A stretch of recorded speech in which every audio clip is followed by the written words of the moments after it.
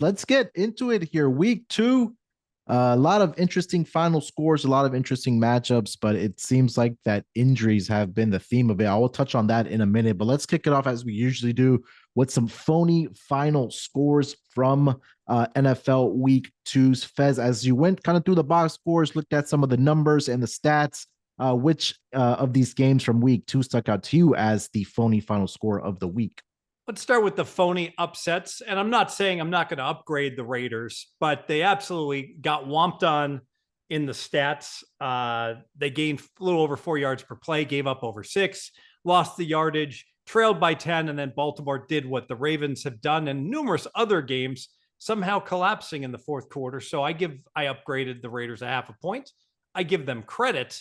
However, I don't give them the full credit of winning as an 8.5 point underdog. Similarly, Tampa Bay against Detroit, that one I thought was even phonier. Detroit crushed them 2-1 on the yardage. I think Detroit was 1 for 7 in the red zone, and it was all about Detroit just being inefficient there. So I think I made a half-point adjustment reluctantly where I upped Tampa Bay just because Mayfield looks so good and so active, getting out of trouble, but not certainly undeserved upsets.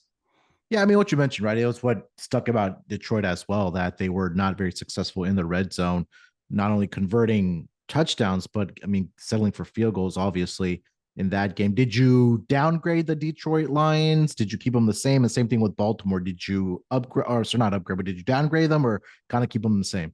I took them down half a point. I would have been okay leaving them flat, but whenever you lose as a big favorite, especially when you take people's survivor money with that, Mhm. you got to downgrade them, right? Otherwise, the survivor losers will be angry with me. Yes. This seems like the Circus Survivor will be maybe done by week 6 or week 7, the way that everybody is losing over the first 2 weeks of the contest here. Do you have any entries remaining in the Circus Survivor? Uno.